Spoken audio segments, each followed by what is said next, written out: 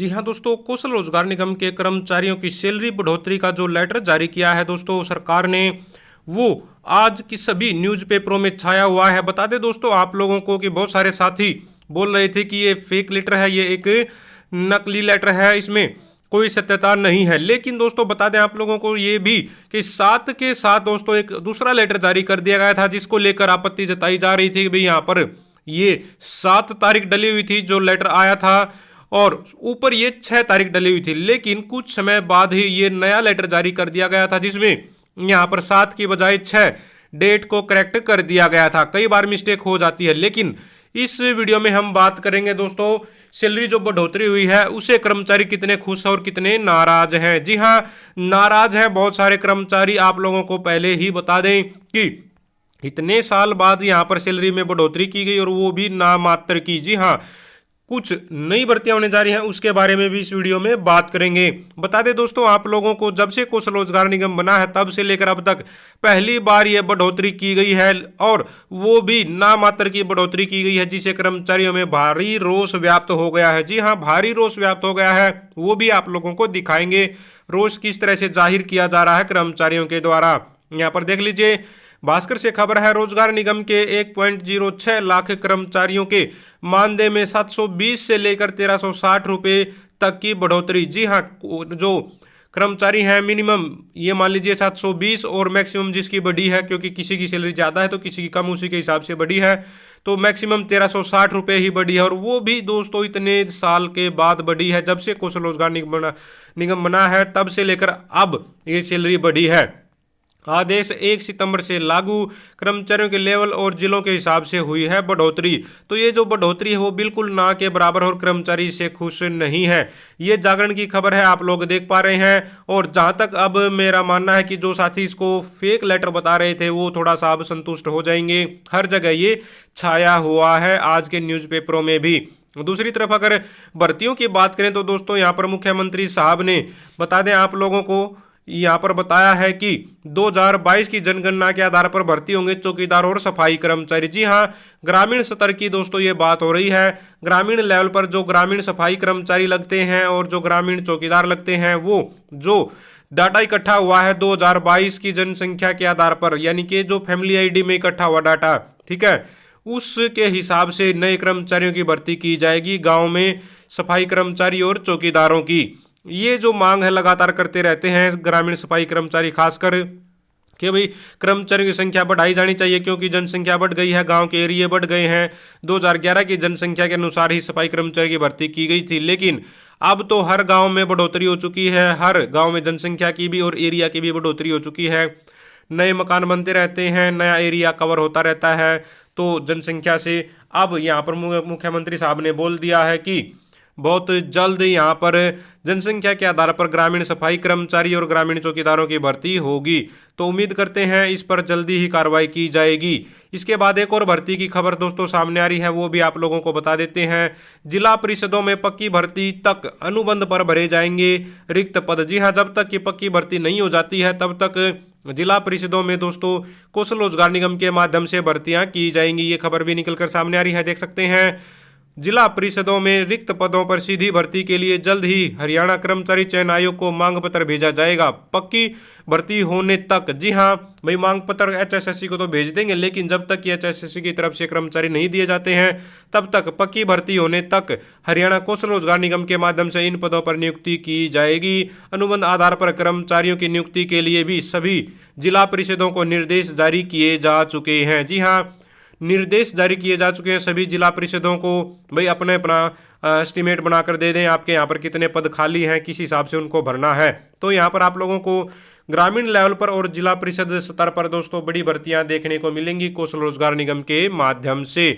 और बात करते हैं यहाँ पर कर्मचारियों की नाराजगी की। जी हाँ, कल हमने काफ़ी विस्तार से वीडियो बनाई थी इन सभी विषयों पर, सैलरी बढ़ाने के विषय पर। बहुत सारे साथी तो इसको फेक लेटर बता रहे थे, लेकिन हमने कोशिश की समझाने की, तो यहाँ पर बहुत सारे साथियों ने उसको अप्रिशिएट भी किया। दूसरी तरफ यहाँ पर बताया गया है कि यहाँ पर देख सकते हैं बहुत सारे कर्मचारी ये जो वृद्धि हुई है, वेतन वृद्धि ना के बराबर जो हुई है, उससे नाराज है। यहाँ पर देख सकते हैं नो वोट के लिए यहाँ पर सुरेंद्र सिंह बता रहे हैं कि भाई सरकार ने जो बढ़ोतरी की उससे ये खुश नहीं है और ये सरकार को समर्थन नहीं करते हैं। सैलरी सबकी एक जैसी होनी चाहिए, यहाँ पर पुष्पा रानी बता रही हैं।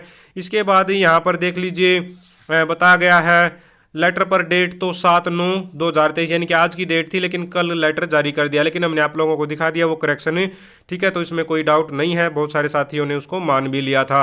इसके बाद यहाँ पर देखिए बताया गया है 4 सालों में अब 15,050 दिखा रहा है। 1561 थी पहले इनके लेवल 1 में महेंद्रगढ़ में 4 सालों से अब। तो यहाँ पर ठीक है, ये बात भी बहुत सारे साथियों के कमेंट्स आए थे इसमें भी, और बताया था कि भाई हमारी सैलरी तो पहले से ही ज़्यादा है, लेकिन वो सैलरी ज़्यादा है दोस्तों आप लोगों की पे प्रोटेक्शन के हिसाब से वो ज़्यादा होगी। बहुत सारे कर्मचारी जब कौशल रोजगार निगम में आए थे तो उनकी सैलरी पहले से ही ज़्यादा थी, तो उन्होंने पे प्रोटेक्शन के तहत पुराने वाली सैलरी उनके लागू हो गई थी। तो जिनकी पुरानी सैलरी है उनको बता दें आप लोगों को कि दोस्तों उनकी पुरानी सैलरी 5% के हिसाब से बढ़ जाएगी, उसमें कोई परेशानी नहीं है, ठीक है। तो एजुसेट चौकीदारों के बारे में भी पूछ रहे हैं साथी यहाँ पर।